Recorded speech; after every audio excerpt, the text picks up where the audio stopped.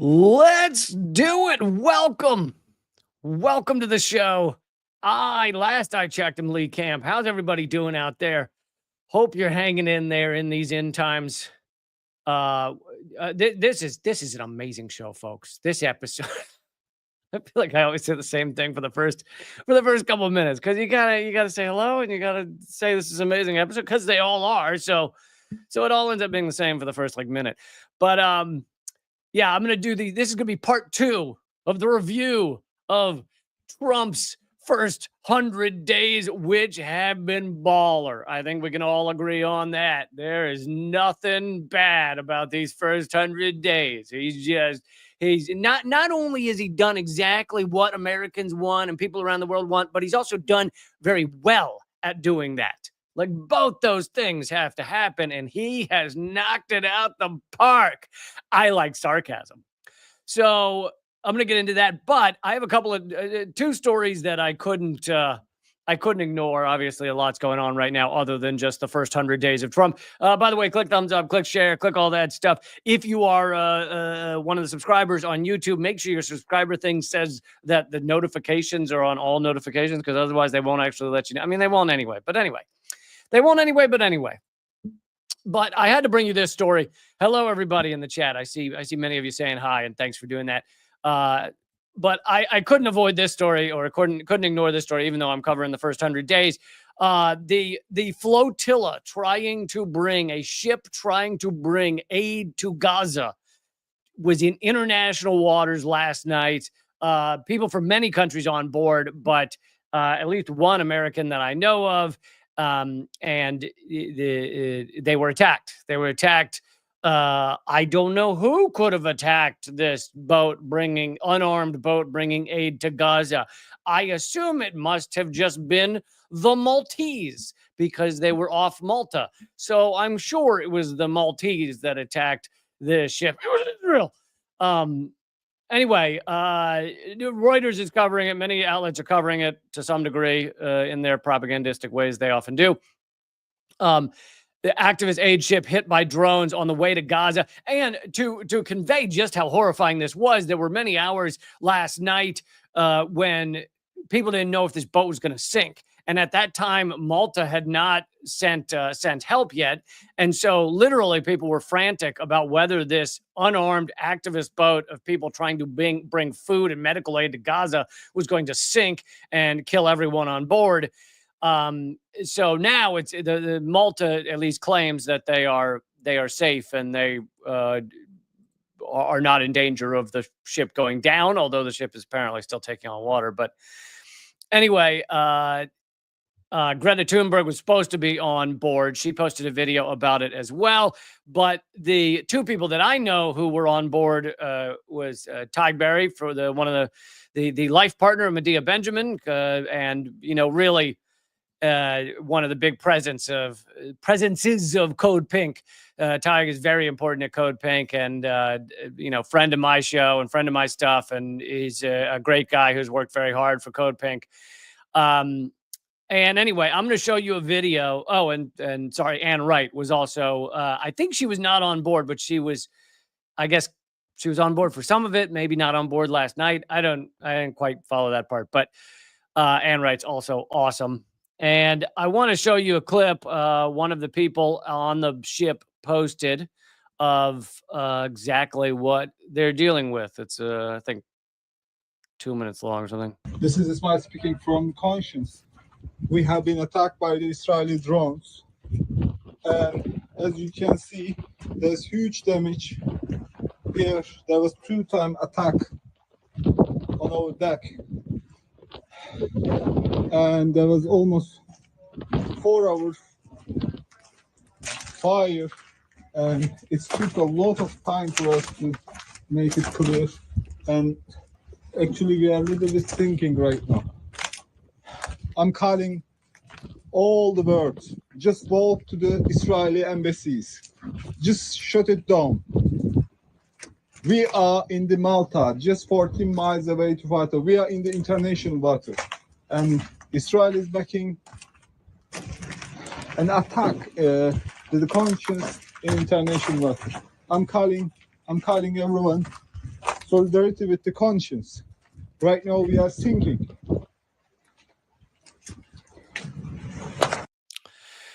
So Malta's saying they're safe, but they are apparently still taking on water, as that guy said. They can't. They also are kind of stuck there. They can't travel because if they travel, you take on more water when you're moving. So that's why they kind of have to stay in that position. But anyway, there is evidence. It's not just let's theorize on who did this, which of course it was Israel, but. Here's Dropsite News saying that new CNN reports that an Israeli Air Force C-130 Hercules was tracked leaving Israel early Thursday afternoon and flying toward Malta, according to flight tracking data from ADS-B Exchange. The aircraft did not land at Malta's international airport, but flew at a relatively low altitude, below 5,000 feet, for an extended period. When they fly low, that's the best way to not be tracked, because a lot of tracking software, a lot of tracking systems can't follow something that's flying really low. The Hercules was in the area several hours before the Freedom Flotilla coalition reported that their vessel came under attack. Flight data shows the plane returned to Israel roughly 7 hours later. The Israeli military declined to comment. And let's not forget that Israel has a track record of murdering people on these unarmed activist flotillas to bring aid to Gaza. They literally dropped down from a helicopter. What was it, 2012 or something, or several years ago? A flotilla, a group of boats, or maybe it was just one boat, was headed to Gaza to bring aid, to bring medical aid, all the stuff that Israel would not let in through the blockade. And Israel lowered paratroopers onto the deck from a helicopter, who then opened fire, killing, I think it was either 10 or 12 people. Again, unarmed activists with food and medicine. And one of those people was American.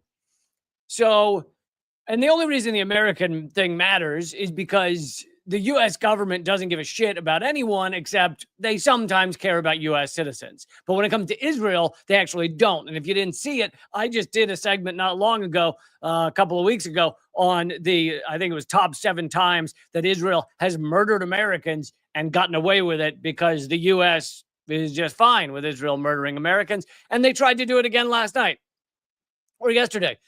Like, why is the United States not saying it? The United States should be furious at any country that just attacks them in international waters and could have killed Americans, even if everyone from this attack survives.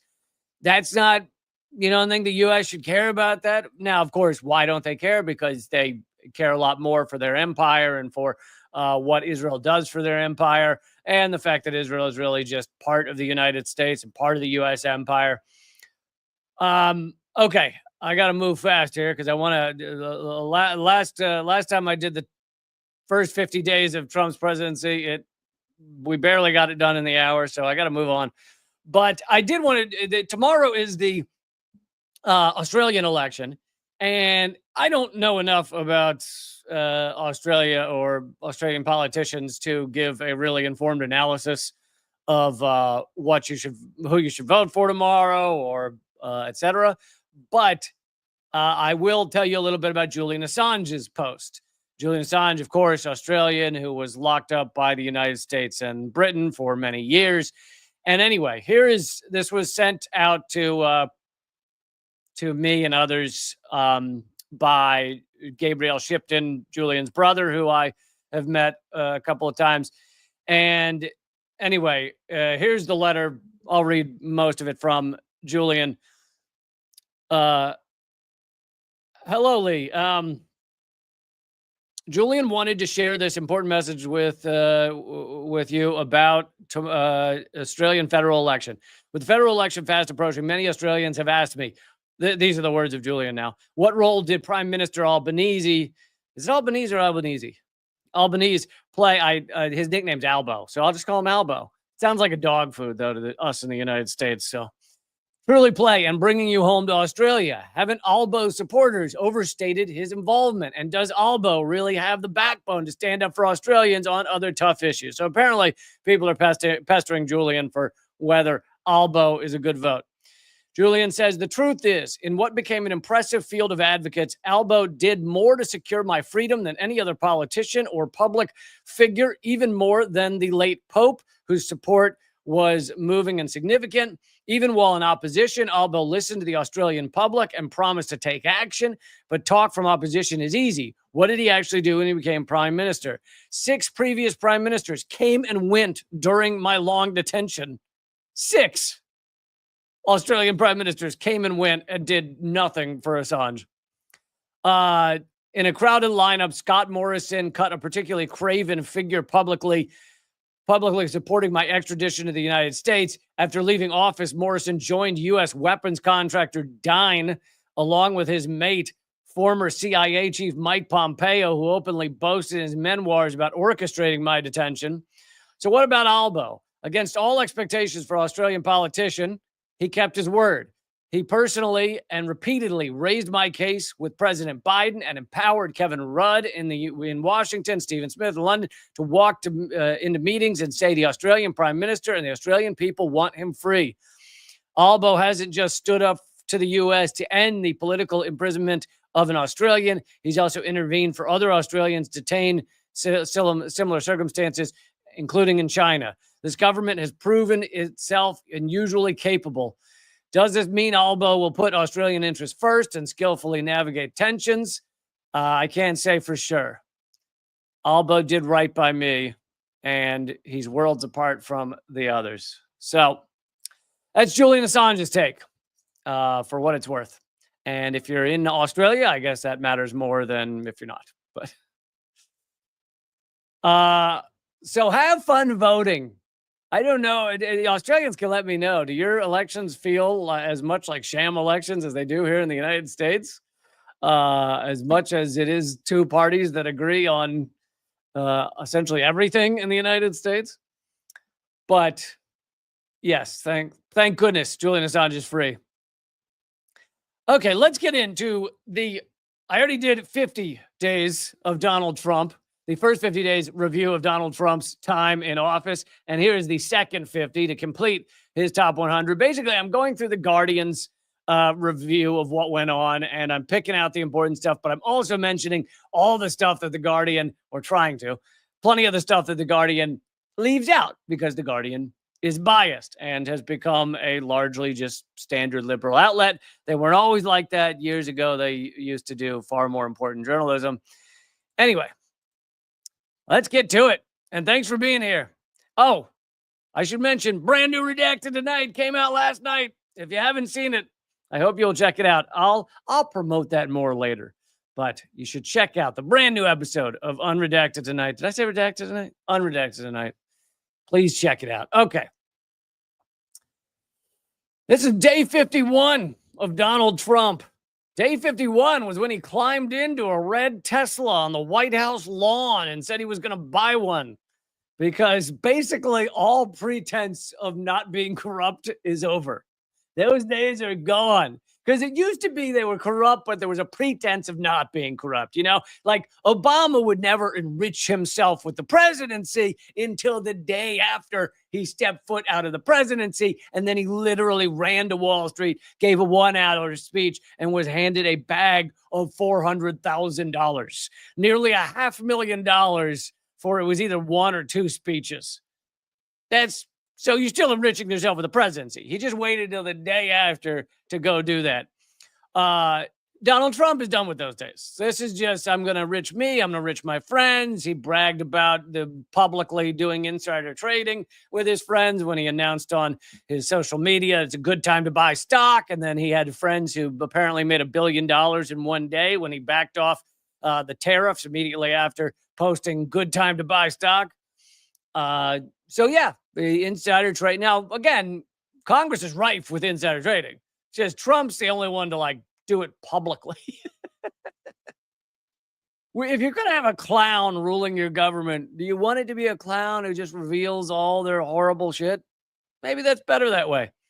And of course, the inside story is the reason he had to do this ad for Tesla on the White House lawn, which I think actually didn't help at all. Because the problem is everybody who's a big MAGA guy hates electric cars because they're just like, gasoline, we want to murder the planet. Yeah, rock on. Climate change isn't real, as they gasp for breath in a 95-degree day. But everybody, so Tesla's mainly bought by either people who aren't political or people who are liberal or people who don't consider themselves far right. Mainly, I don't know what the percentages are. And yet those people are like, yeah, I don't really want to drive around now in the emblem of far right-wing racist shit show. And so, yeah, I don't know that Trump's ad actually helped Tesla at all. Next day, 52. Elon Musk signaled to Donald Trump advisors that he wants to put $100 million into groups controlled by Trump's political operation. So he's basically just announced, Elon Musk has, that he will continue to buy elections. He tried to buy a judge election in Wisconsin. He to some degree bought Trump into office. Trump would have won anyway, I think, but he spent something like $250 million on the last election. And it's basically just saying that, yeah, the U.S. election system is up for sale fully, 100%. There is 0% of the U.S. electoral federal system that is no longer purchasable by the rich.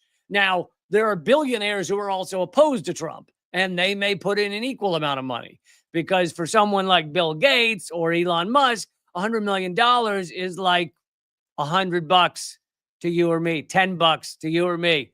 It's, it might, $100 might kind of suck, but it's also the cost of a grocery store trip. So it's to Elon Musk, $100 million is like the cost of a grocery store trip, except he gets to buy the presidency. Donald Trump's sweeping tariffs on foreign steel and aluminum went into effect, sparking immediate threats of retaliation from the EU and with a series of trading partners. So, of course, his tariff, his ongoing war, he turned a bunch of the Ukraine proxy war had a few achievements for the United States, and one of them was forcing Europe back into a vassal state position. All of a sudden, Europe was not making energy deals with Russia, was not talking about inroads with China. Instead, they all just went back to licking the boots of the U.S. empire. Trump turned all of Europe against the U.S. in about 3 days by creating a trade war against them.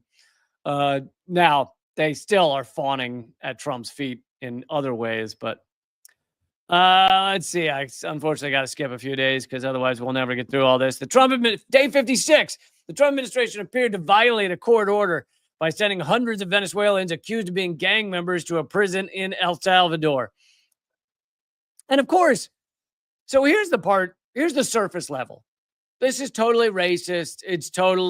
He seems specifically angry at Venezuela. Why is that? Oh, Venezuela has more oil reserves than any other country on the planet. So if they aren't selling the oil to us, if they are in US dollars, and if they aren't, if their oil companies aren't owned by corporations and instead nationalized and et cetera, that's bad for the petrodollar. It's bad for corporations. So the deeper level of this gets down to petrodollar and the hatred of Venezuela.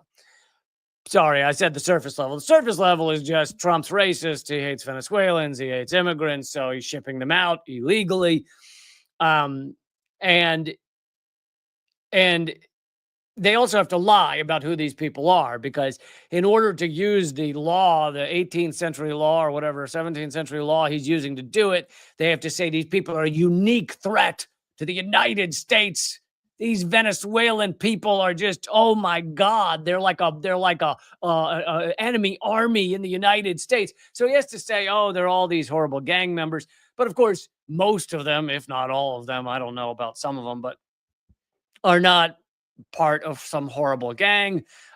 Trump, in that hilarious interview, claims that one of them, the one that everyone's been talking about, I can't remember his name, something Garcia, had MS-13 tattooed on his knuckles, when of course that was photoshopped. And when the interviewer says it was photoshopped, Trump loses his shit and says he's lying.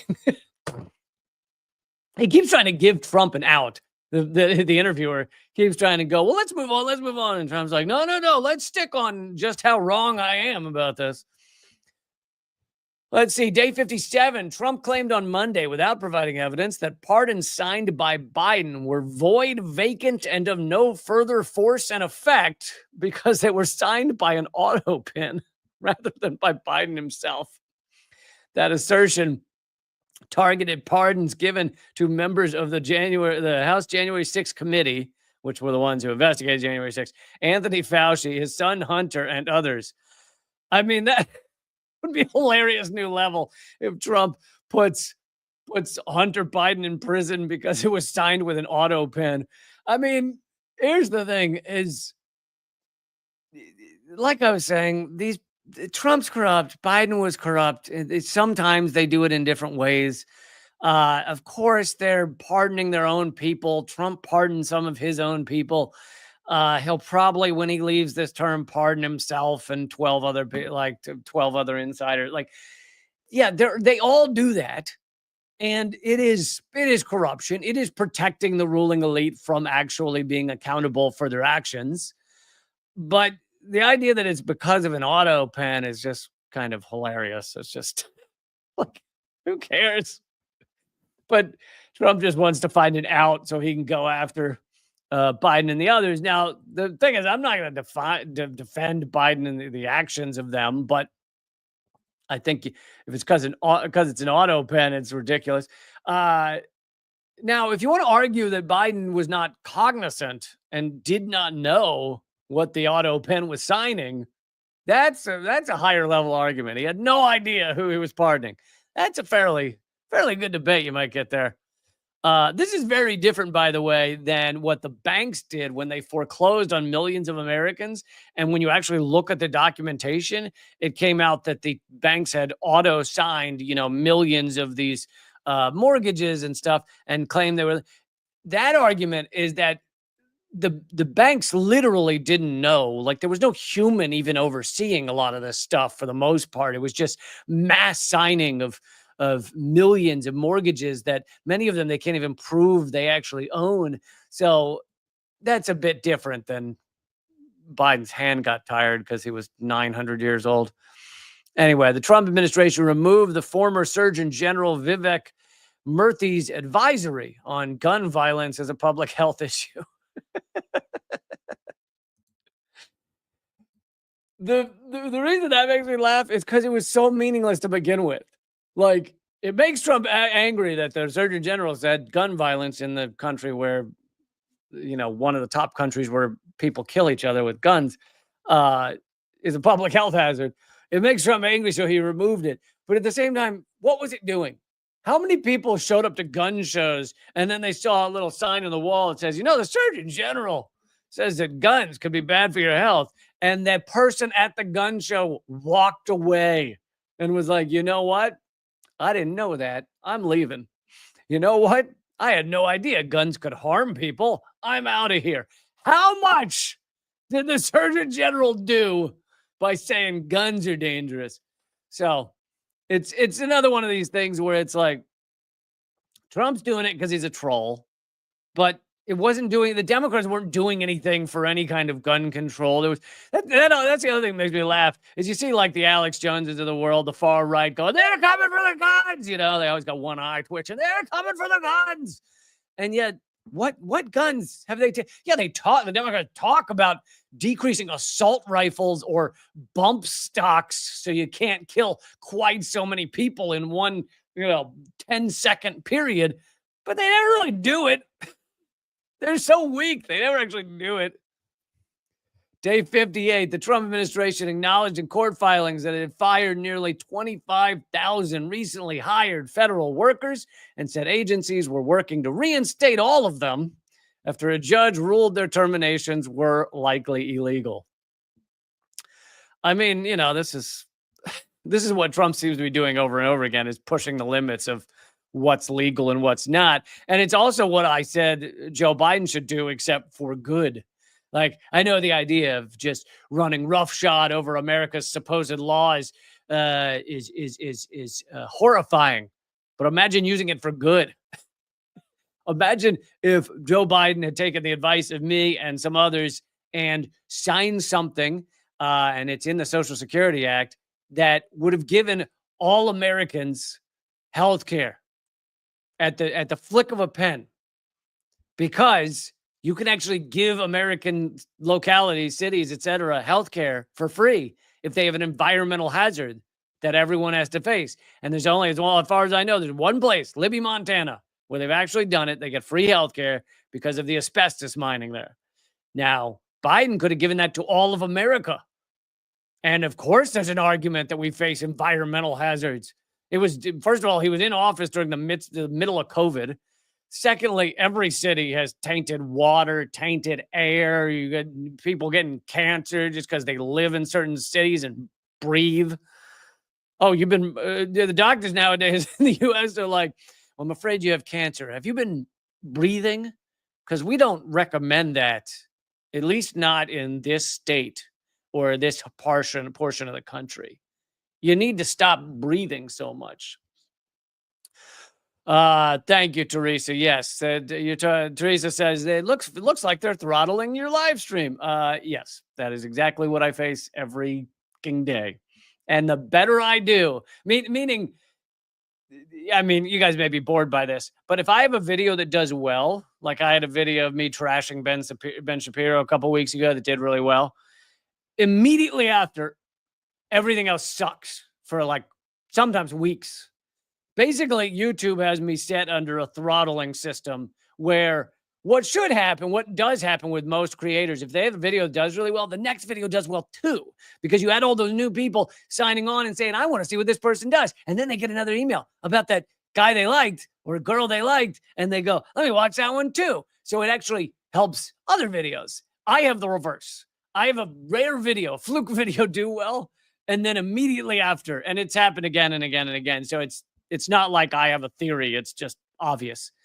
So immediately after I have a video do well, I'm going to be smacked in the face for 2 to 3 weeks because whatever algorithm they have me under is furious that I succeeded despite the general suppression.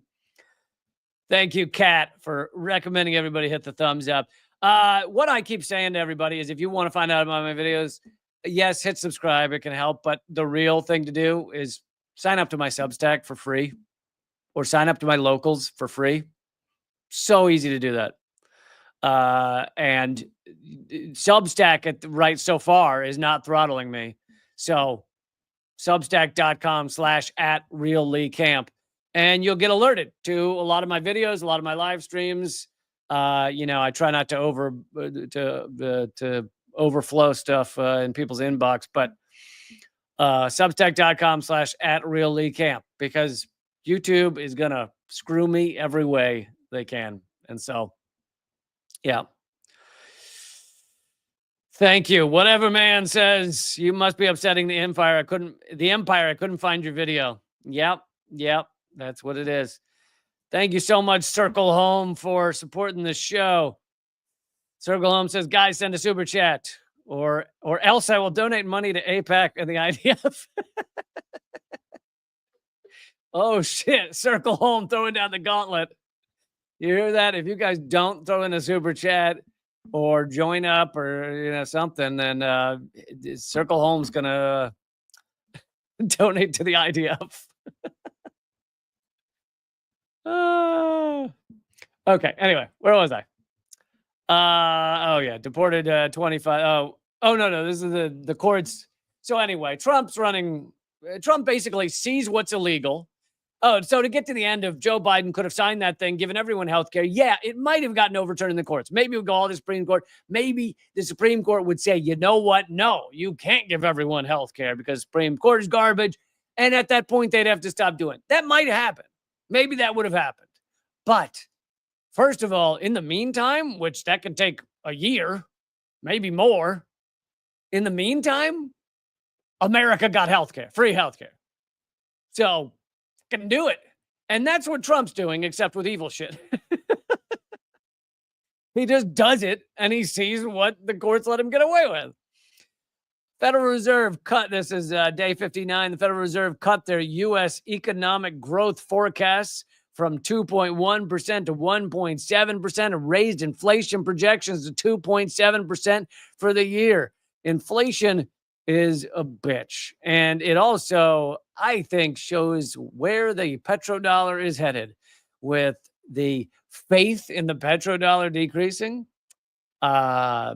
you're going to keep seeing the dollar mean less and less as time goes on, which is good for humanity. Sucks in many ways for those of us who live in the empire and have to deal with it. But I'm a fan of humanity. Well, okay, 90% of it. Teresa, thank you so much for donating. Teresa threw in a super chat for the algo. I think Teresa also did that because Circle Home threatened to donate to the IDF.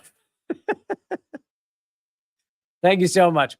Day 60, Trump signed an executive order instructing the education secretary, Linda McMahon, the former CEO of the WWE, because that's how pathetic we are now. Literally, world wrestling owners are the leading key departments of the government.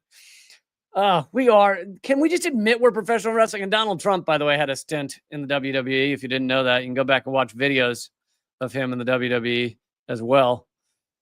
Anyway, he signed an executive order to Linda McMahon to begin dismantling the Department of Education. So this is exactly what people have said for years, is that many people in our government intentionally have been gutting certain departments so that they fail, so they can then say it's failing, let's privatize it, let's get rid of it, et cetera, et cetera. Except Trump is doing it again, full frontal, literally signing something saying gut the Department of Education, full frontal. But here's the part that The Guardian and your liberal media won't tell you. Cutting the Department of Education sounds horrific, and it's not a good thing. But most education is run by the states. What does the Department of Education do? It does oversee some grants to some poor students, and it oversees civil rights complaints. So that's a good thing. But one of the biggest things that it does is just get data on, it does the actual work of getting the data showing that, let's say, black children are, their schools, the ones where it's predominantly black, are far less funded than white schools, or, that this program or that program's not. And if you cut all that data gathering, then, the right wing or, whoever wants to can say, there's no racism in our schools because there's no data showing the racism in our schools. So the biggest thing I think the Department of Education did was collect that data so that you could actually say, hey, look how racist our school systems are. So again, it's or look how bigoted they are towards disabled children, et cetera, et cetera. So Trump has said he's working to shut down the department. And Linda McMahon stood there and smiled next to him. I like being the head of a department that's shutting it down. This, what this feels like? It really feels like when one of these investment banks buys up like a struggling asset like Circuit City or Sears or something, and they don't try to get the store or the property or the organization to be successful. Instead, they drive it into the ground immediately and sell everything, sell it for parts. And that's how they make their money. They basically take over, gut it, and sell it. It feels like Trump's doing that with the government. That's where we are now. Day 61, Trump acknowledged on Friday that Elon Musk's business interests in China created a conflict of interest. Oh, that would prevent the billionaire from being briefed on potential war plans with the country. But of course, this is why I find this funny. He was willing to acknowledge that Elon Musk has a conflict of interest with China. Musk is deep in bed with China for Tesla. And by the way, I've been to China. There are Teslas on the road. You see them there, even though China has many more better EVs. But Helen would like to remind everybody Linda McMahon is the wife of steroid freak nutcase Vince McMahon. Yes, I was alluding to that when I said she was the former CEO of WWE because she's the wife of Vince McMahon.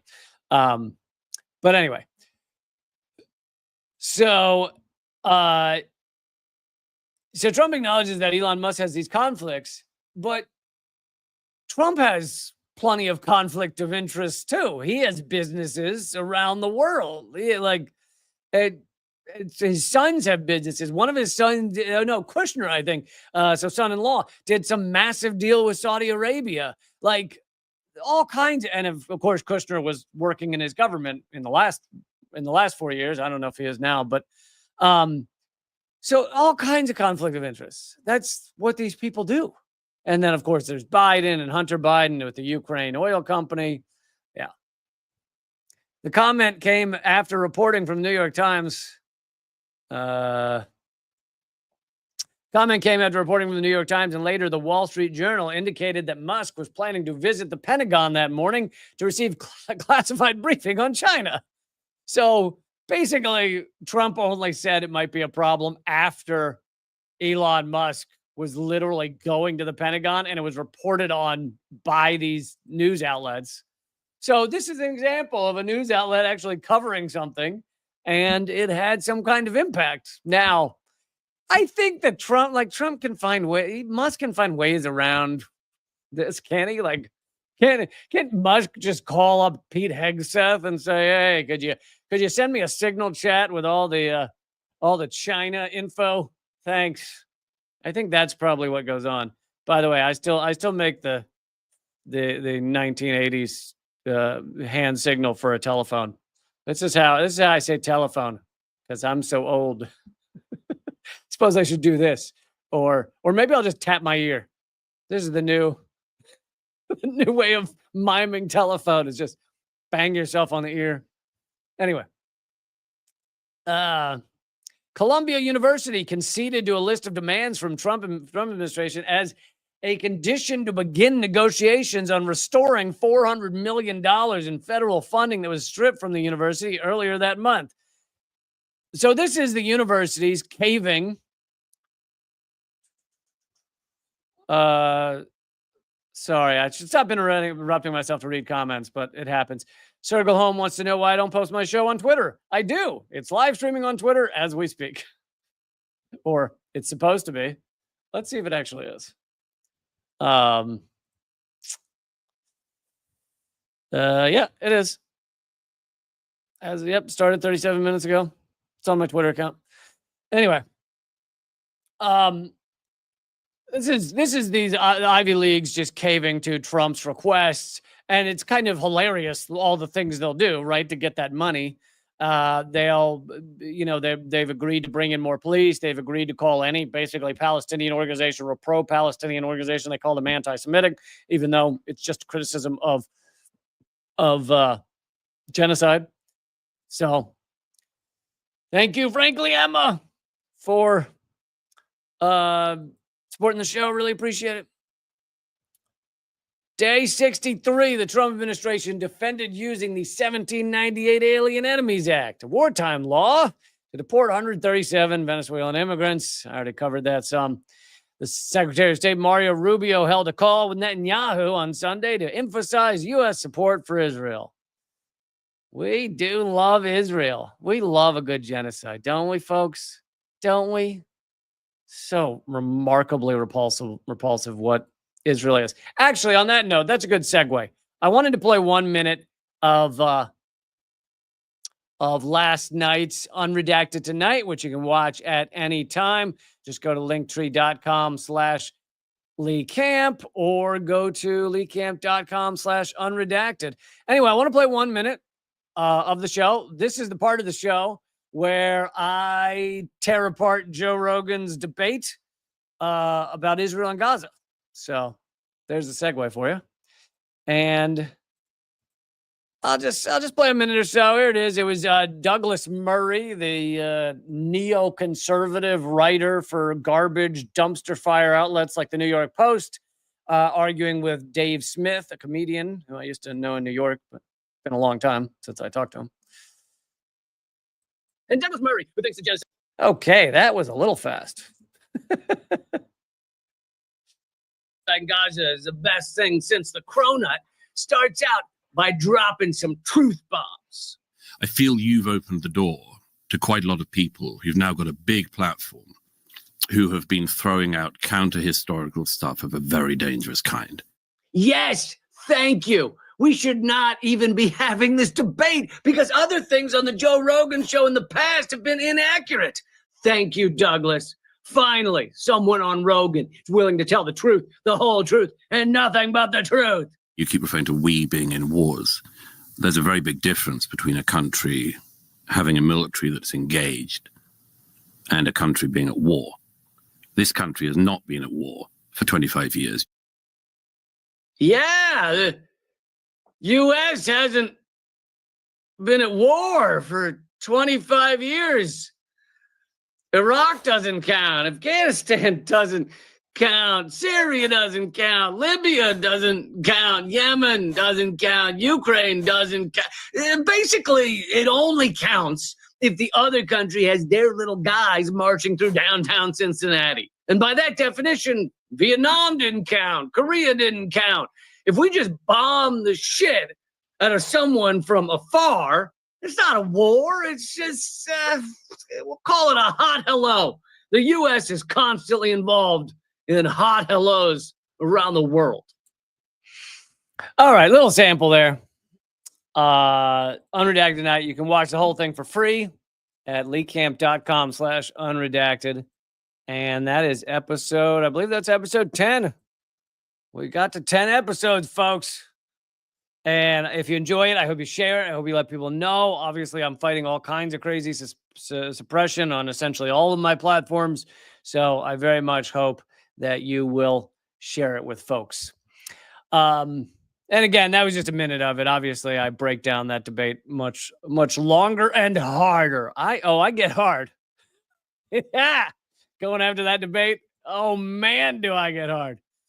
Wait, what were we talking about? Sorry. Anyway. Back to a review of Trump's first 100 days, which have gone swimmingly. If you mean that he's done nothing about climate change and the world is flooding and therefore we'll all be swimming soon. It's gone swimmingly.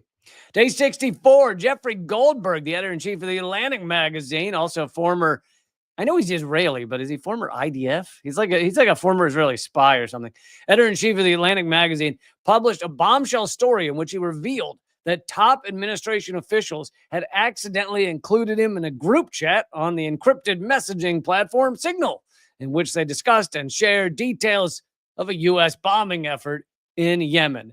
And by the way, it speaks a lot to our mainstream media that they have acted like this is one of the biggest scandals of Trump's first 100 days. It is not. The fact that they communicated with Signal and leaked it to it is roughly a billion ranks lower than the biggest scandal of Donald Trump's first 100 days, which is genocide in Gaza. Okay? That's the biggest scandal. It's the biggest scandal of Biden as well.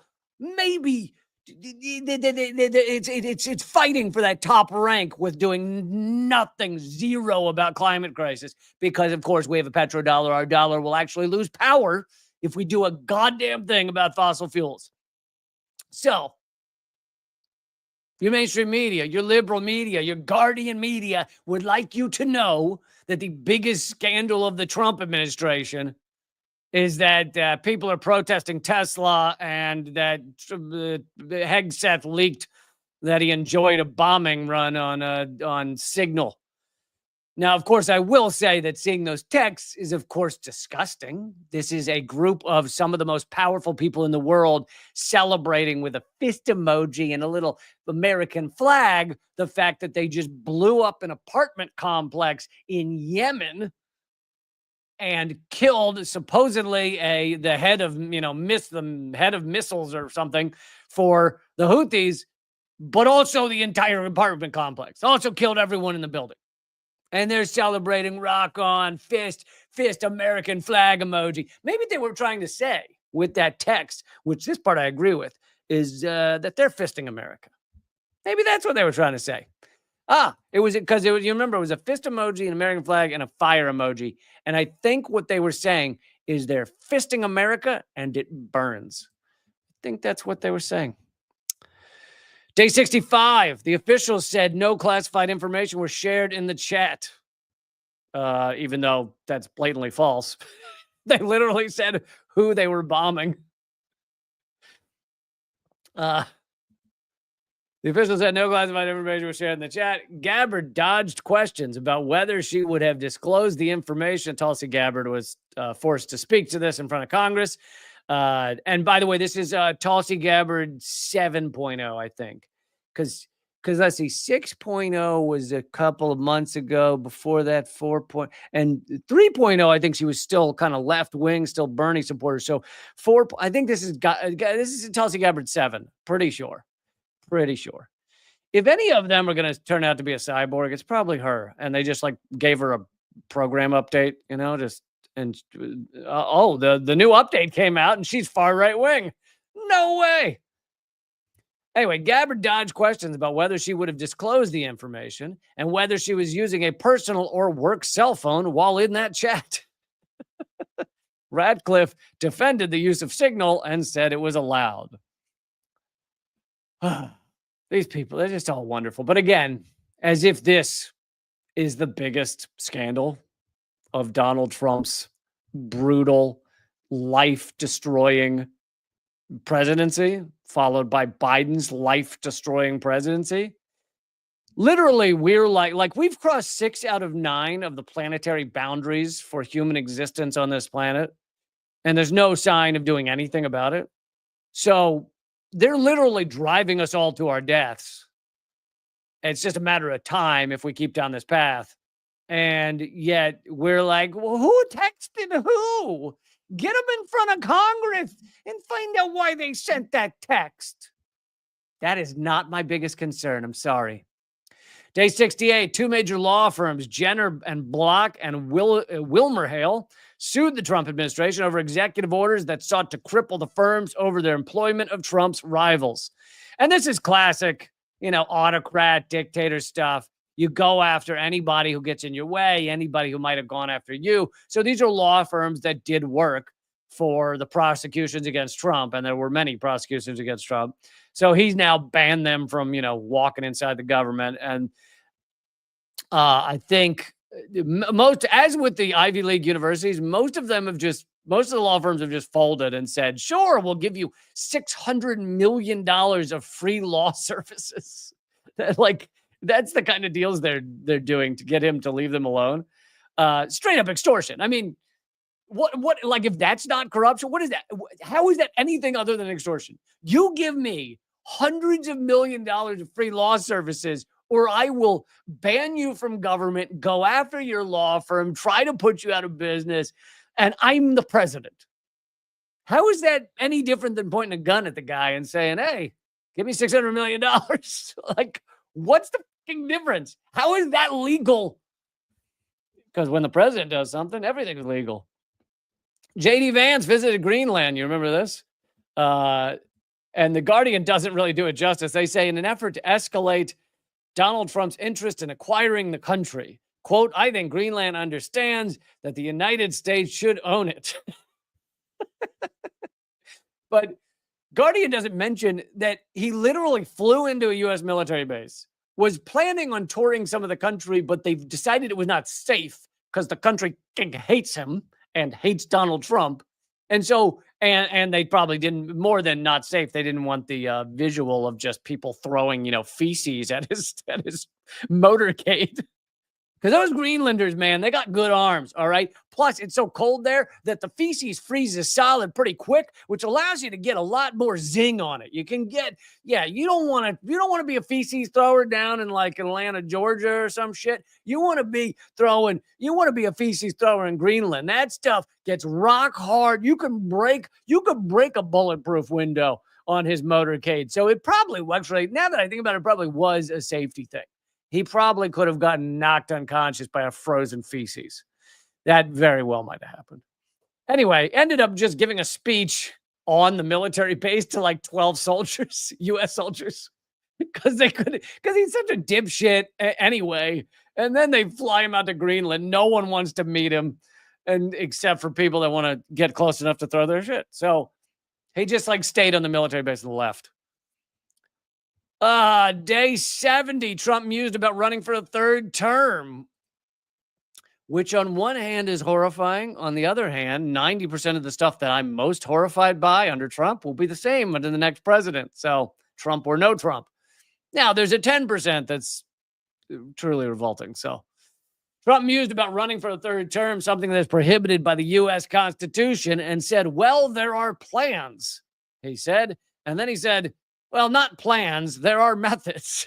There are methods which you could do it, as you know. Do we? Do we know, Trump? What do we know? What do we know about you breaking the law and running for a third term?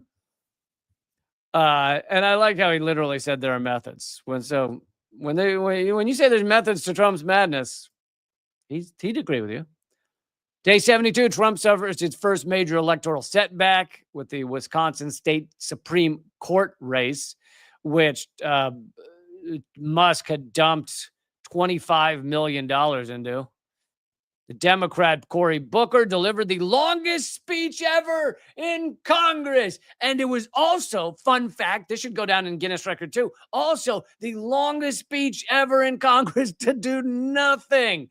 Both those things. I mean, that's two records right there. Longest speech ever and longest speech ever to do nothing. Boom, two major records. Also, he filled his pants with more urine than anyone ever has. He did not mention during his speech whether he's wearing diapers or not. Is that what was going on? I did see one moment during the speech where he got oddly quiet with a slight smirk on his face. And I assume that's when he was taking care of business. Anyway, this podcast / live stream has gotten dirty, and I don't like it. I don't like it. So you guys need to stop encouraging me is what you got to do. But yeah, longest speech ever, 25 hours. 25 hours of standing up there. You're not allowed to sit down. Standing up there and speaking. And here's how little it did. For most of the time he was up there, the Senate wasn't even operating. It wasn't, there was nothing going. There was nothing happening there. It wasn't even in session. Like, because they came into session at noon the next day. He started at like nighttime for the previous night. So I don't know how many hours he ended up interrupting business, like 5 or 6 or something. Maybe more. Maybe it was 8. But still, if you're going to speak for 25 hours, why not start it when the Senate begins session? But even if he had done that, even if he had completely ruined the entire session of the Senate, there was no bill, like a real filibuster. It's not even called a filibuster, what he did. He just gave a speech. Because a real filibuster is during a bill's procession and interrupts the bill, and the bill can't get passed because you won't stop speaking. That's what a filibuster is. He wasn't filibustering because there was no bill. It's so stupid. And literally the quote by him was his intention to disrupt the normal business of the United States Senate, to draw attention to a nation in crisis. But he barely interrupted the business of the Senate. So stupid. Democrats are pathetic. All right, I got to speed up here if I want to get through these last 25 days of Trump. Liberation Day. Trump announced the sweeping tariffs that, as we know, he then backed off of almost all of them, although he is supposedly, quote unquote, doing deals with countries. Now, I imagine some of them are afraid of the tariffs he's threatening, so they probably have done deals. But almost no one will tell you the truth about these tariffs.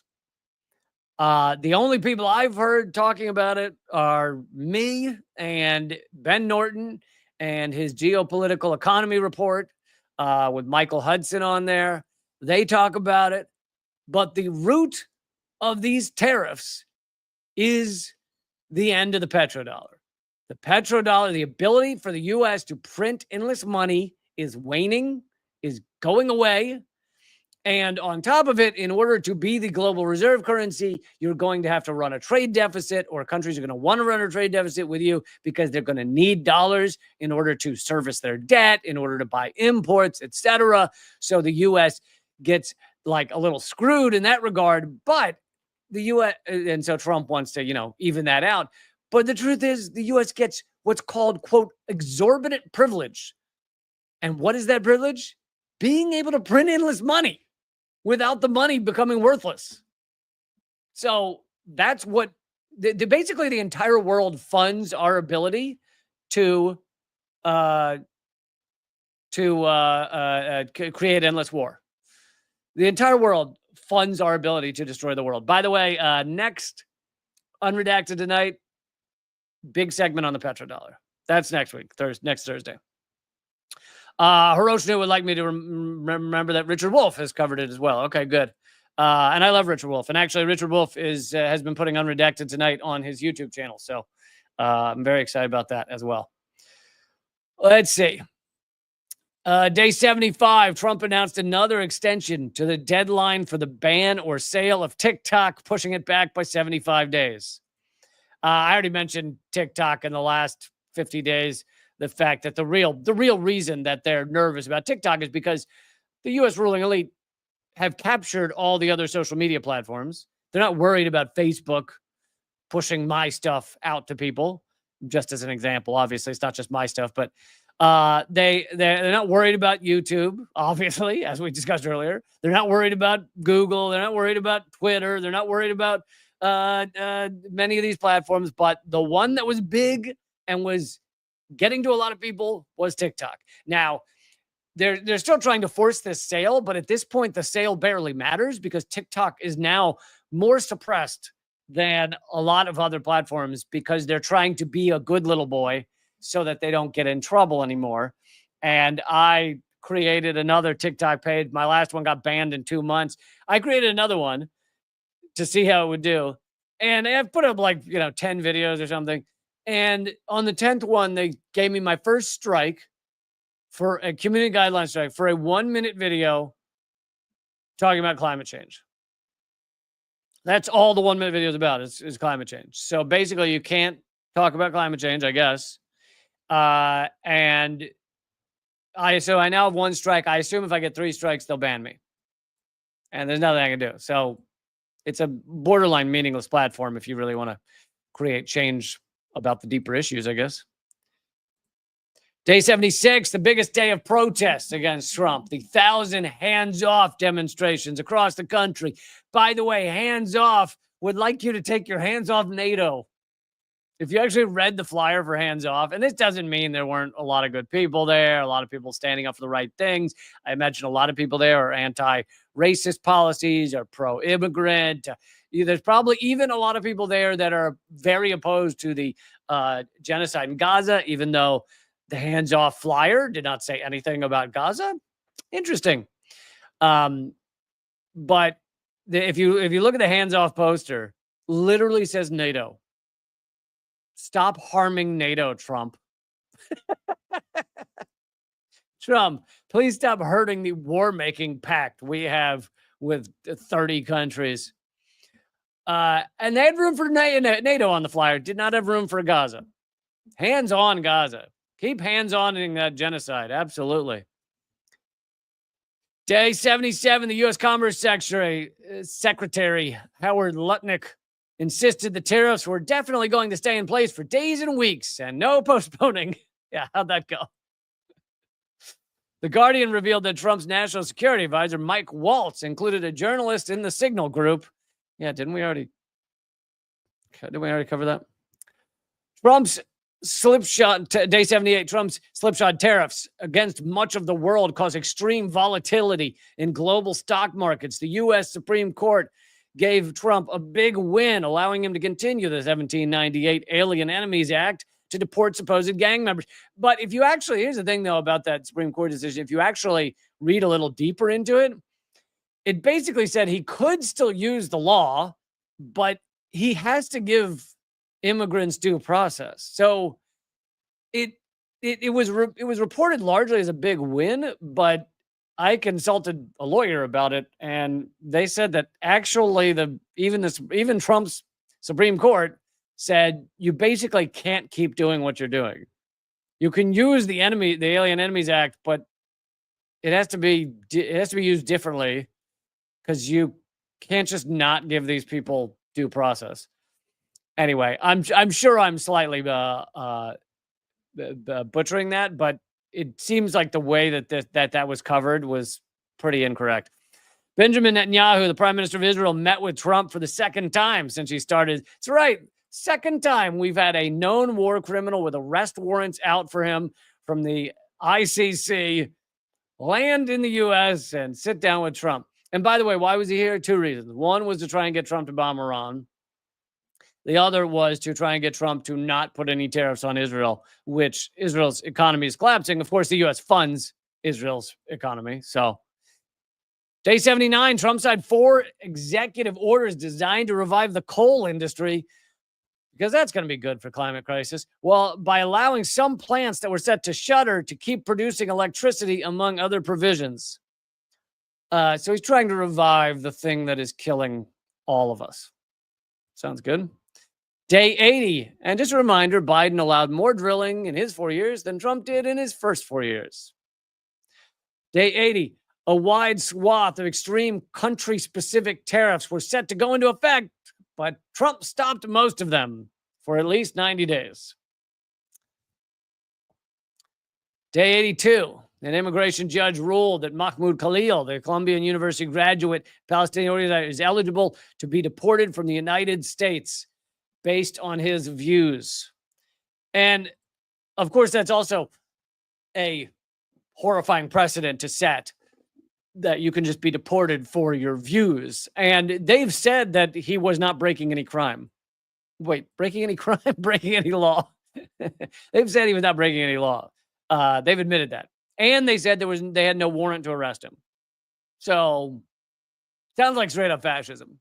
We don't like the things you're thinking. We have no proof of you breaking a law. And we have no warrant for arresting you. And so we're just going to arrest you, put you in prison, deport you. Good.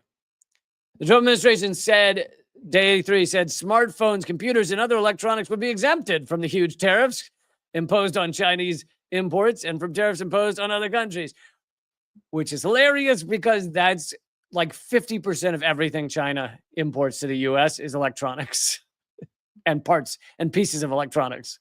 So he basically backed off all the other tariffs on other countries, except China.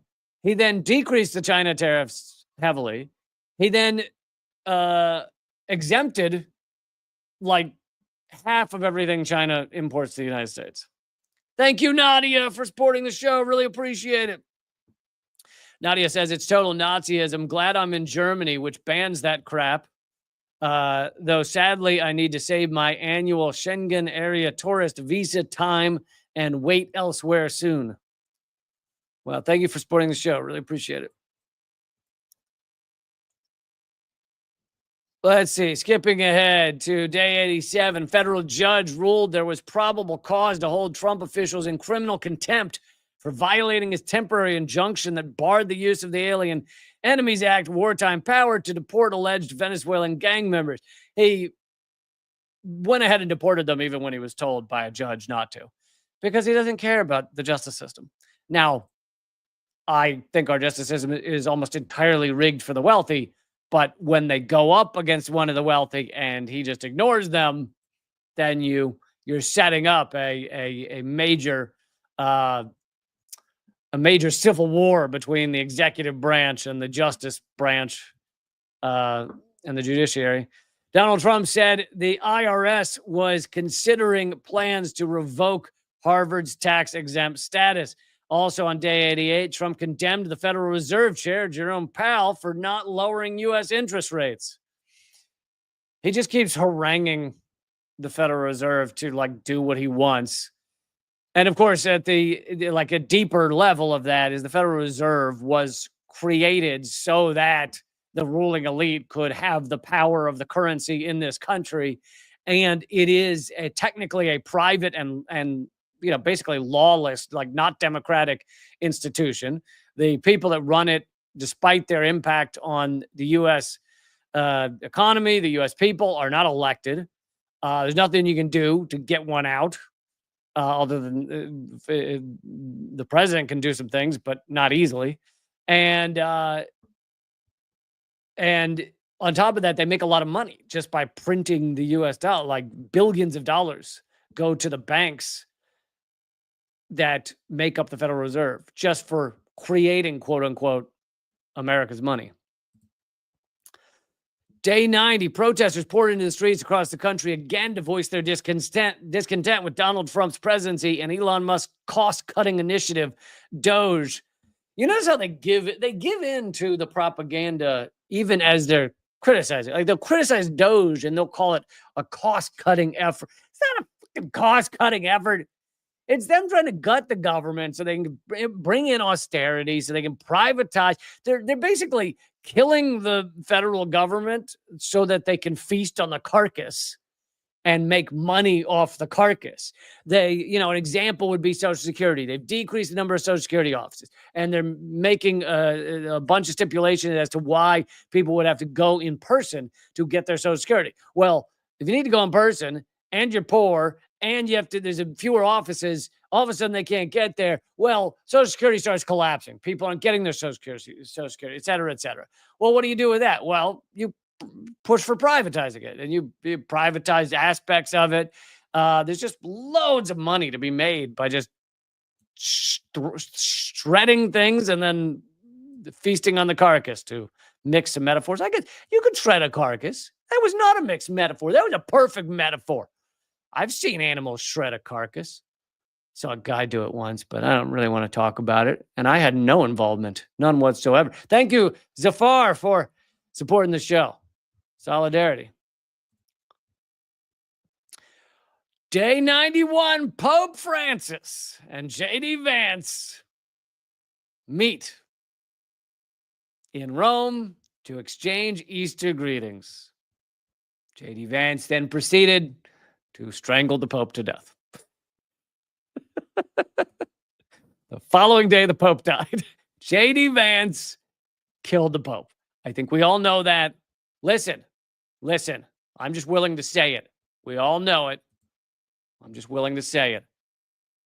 Also on day 91, before the U.S. launched military strikes on Yemen in March, Pete Hegseth, the defense secretary and hairpiece, sent detailed information about the planned attacks to a private signal group. Yeah, we already covered that, didn't we? Oh, this is a different one.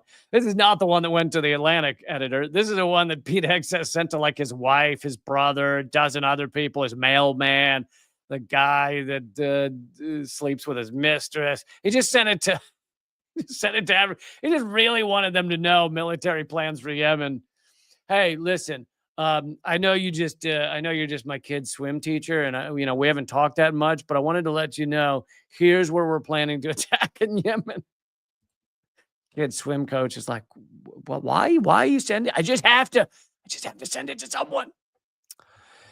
Day 92, Harvard University sued the Trump administration in an effort to unfreeze $2.2 billion of federal funds.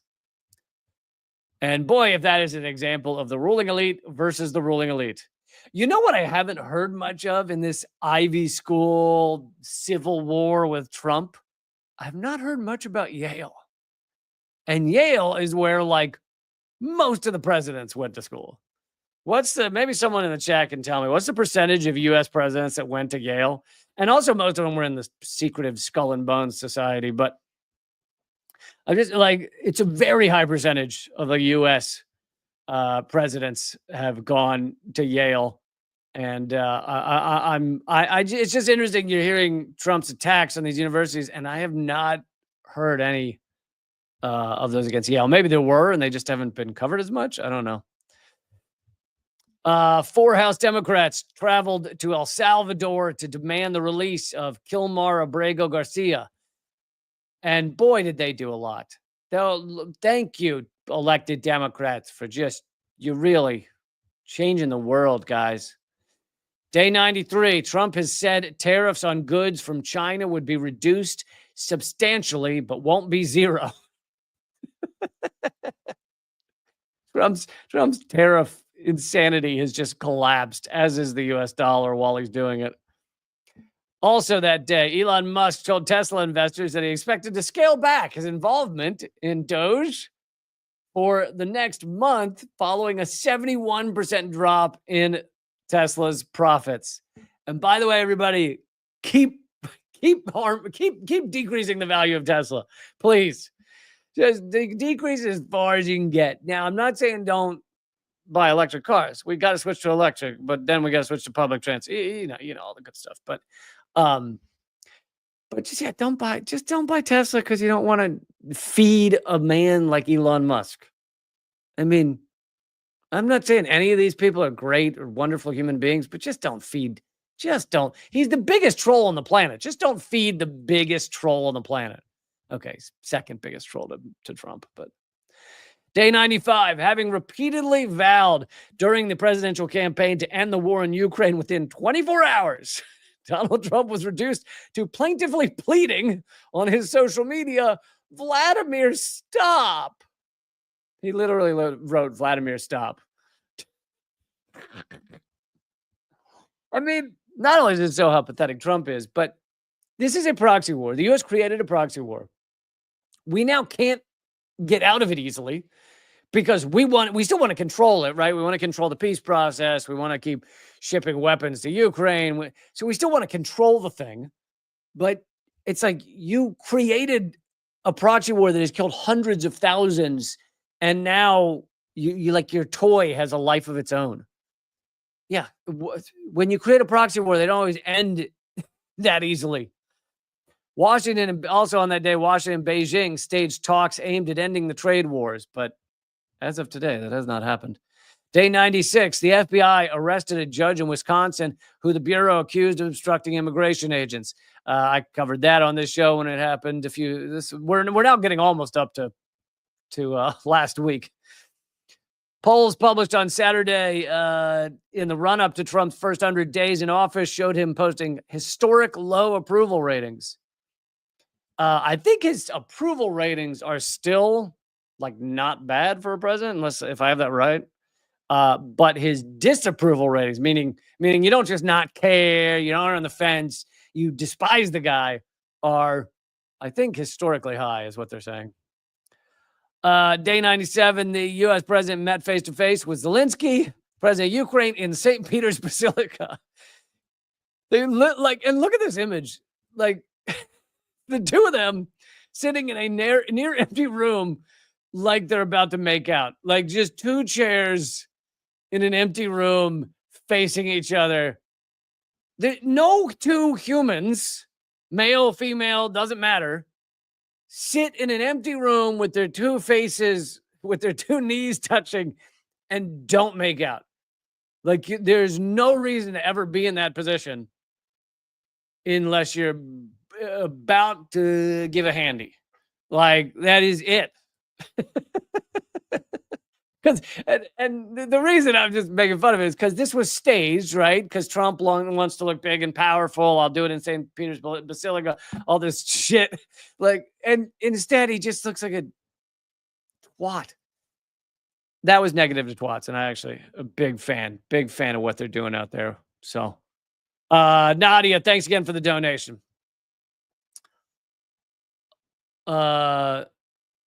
Real plus comment. Not sure I understand the comment, but that's probably just because it was an earlier topic that I'm now confused by. Anyway, but thank you so much for supporting the show. And let's keep going. Day 98, Trump sent out signals that he had unexpectedly warmed to Zelensky, probably because during that meeting at St. Peter's Basilica, probably Zelensky said, "You're so wonderful and special, you special man. I love you so much." Do you remember the one where they obliterated him in the Oval Office, even though I also pointed out how wrong Trump and Vance are as they're yelling at Zelensky? Remember, Vance kept being like, "Have you said thank you? I don't think you've said thank you enough. Said thank you? Said thank you? Have you said thank you? Have you said you need to say thank you? It's basically you haven't kissed the ring enough. You didn't come in here licking Trump's shoes. So I assume that whatever went on for Trump to warm to Zelensky, I imagine it was a lot of shoe licking. He said the Ukrainian president wants to do something good and is working hard. And I'm disappointed in Russia for continuing the missiles. Oh my God, what a piece of human garbage. Day 99, Trump stepped up his administration's immigration enforcement efforts by signing 3 executive orders protecting American communities from criminal aliens act, targets sanctuary cities that the administration believes aren't cooperating enough. Another order provides legal defense for police accused of misconduct. And the third, because that's been real tough. And the third requires professional truck drivers to speak English. Oh, his executive orders are getting funnier and funnier, aren't they? You got to say that. But to focus on the police thing again, this is another area where I've mentioned, I wrapped up, and we're getting ready to wrap up here. I wrapped up the last, the first portion of these first 100 days by talking about how much is horrific that Donald Trump is doing that isn't different from Joe Biden. And therefore, it's not covered in these first 100 days, right? Because it's not important, because it's not different. The endless drilling. I looked up how many times climate change is mentioned in this. I think out of 100 days, this is a long document Guardian put together. It's mentioned twice, I think. One about Trump defunding some climate scientists in the U.S., and one about him pulling out of the Climate Accords of Paris, which, as I've mentioned, did nothing. And so it's not a scandal, right? He's doing the same thing as Biden, which is gall about the climate. So not a scandal, not even worth talking about, not even barely covered, not even barely mentioned on CNN or New York Times, even the ones that hate Trump, not barely mentioned. Biden allowed more drilling than Trump did in his first 4 years. Obama did more drilling than any president ever had.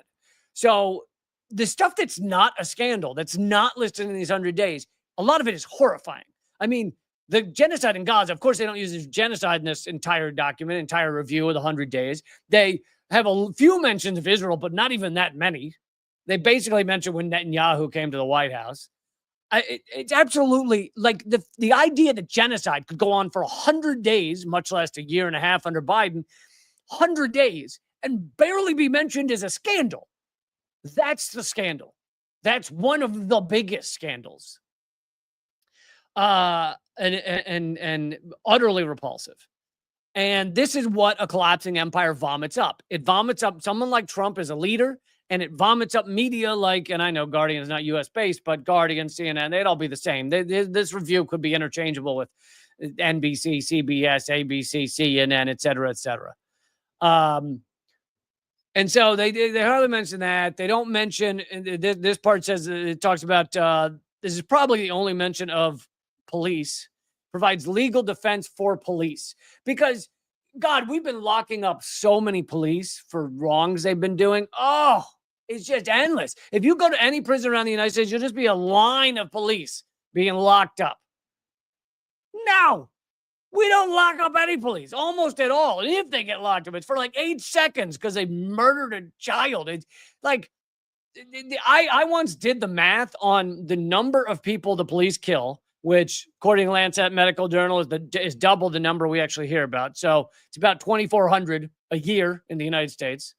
You take that number, and you take the number of cops that have been prosecuted for murdering a citizen, and it's like 0.1% of that 2,400 a year. But then you don't just look past how many prosecuted. You take into account how many actually served time, meaning they were convicted and ended up in prison. And it's like 0.001% or something. It is, I don't remember the exact numbers, but it is absolutely a rounding error. It is nothing. But Trump needs them to get a better defense because they've been having such a rough time, you know. So there it is. We're up to today on Trump's catastrophic presidency. And of course, there's no mention of capitalism or petrodollar or any of those things in this review of the first 100 days because those aren't scandals. They're fine. All right. I would love for you guys now to either go watch Unredacted tonight if you haven't yet, or at least pull it up and save it for later. And you can do that at leecamp.com/unredacted. The other thing is, as we mentioned during this episode, this live stream, all my stuff, incredibly suppressed.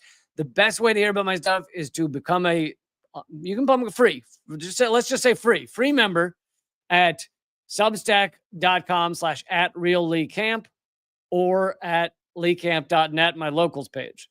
And that way I can shoot out emails to you that let you know I'm about to do a live stream, I'm about to put out Unredacted tonight, etc.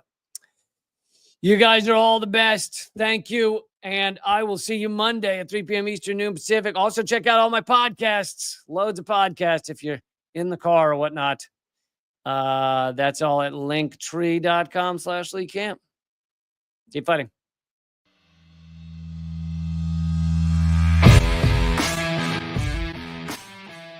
Well, brother, I salute you, though, man. You're one of the few that bring together this tremendous artistic talent and still be in such deep solidarity with oppressed people.